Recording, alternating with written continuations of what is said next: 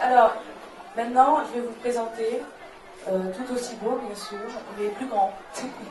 Et en version clown, Martin, j'oublie toujours les noms, Martin Beauquien, qui m'a expliqué que c'était, en général, c'était plus facile de passer d'abord par le théâtre, et le clown, ça vient après. Donc, je pense que tu vas nous parler du clown. Lui, il m'a donné une fiche un peu plus complète. Donc, il est comédien, metteur en scène, créateur et directeur d'une compagnie de théâtre.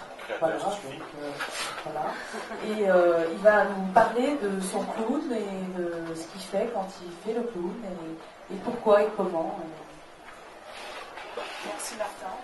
Merci Johan. Bonjour. Non, oui, moi j'ai commencé par faire beaucoup d'improvisation. Et l'improvisation, on va dans la peau de personnages et on a des règles assez strictes, surtout quand on fait des matchs d'improvisation. J'ai fait aussi beaucoup de théâtre de texte. Et le théâtre de texte, on est soi-même, mais en même temps, on représente un auteur, quand on est un peu le serviteur d'un auteur, qu'on sert. Et en plus, on est sous la coupe d'un metteur en scène. Et le jour où j'ai découvert le clown de théâtre, ça a été vraiment une libération. Voilà.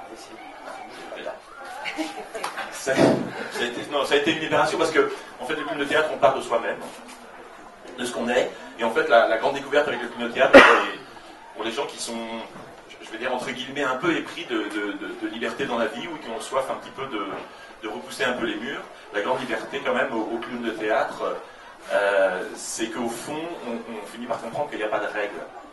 La seule règle, c'est de partir de soi-même et qu'à partir de là, on peut construire quelque chose de théâtral. Et que le seul personnage qui vaut, c'est soi, en fait.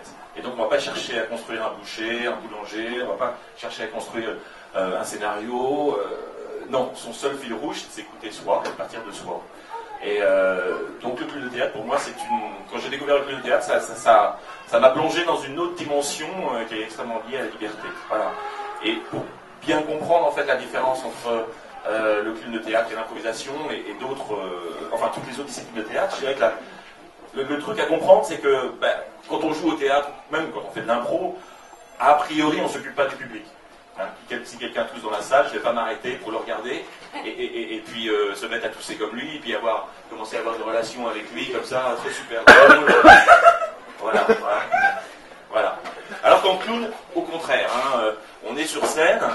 Et d'abord, on n'est rien sans le public, hein, puisque c'est un être hypersensible, hein, donc avec une palette d'émotions énorme, donc tout ce qui se passe dans le public, il le perçoit. Hein, il est extrêmement à fleur de peau. Et donc en fait, la différence avec le clown de théâtre, en fait, ce qu'il faut comprendre, c'est que le clown de théâtre, il joue avec le public. Voilà. Et ça change tout, quoi. Ça nous plonge dans une autre dimension, parce qu'on est à la merci du public, et que si on est en train de jouer et qu'il y a une poussière qui tombe comme ça, et ben ça s'appelle un événement. Voilà, c'est un événement. On va le recycler, quoi. On va le recycler.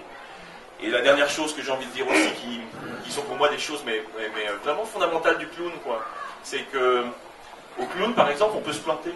Ça pour moi, ça a été... Quand vous plantez en texte, c'est mortel, c'est le plus grand moment de solitude que vous pouvez avoir sur scène.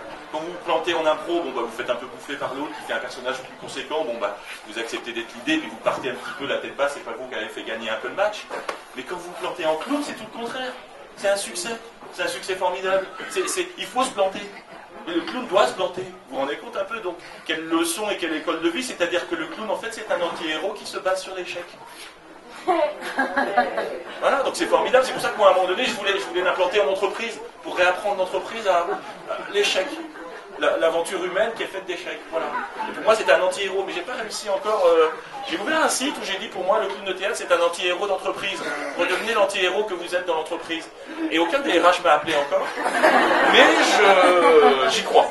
Mais franchement j'y crois parce que réapprendre à faire des échecs, c'est aussi aller sur le chemin du succès. Et je voulais dire la dernière chose, c'est dire en fait au clown, on apprend, par exemple, si vous êtes en train de ramer, que ça marche pas, que le public rigole pas et pas avec vous, vous avez le droit de vous arrêter et de dire, je me plante.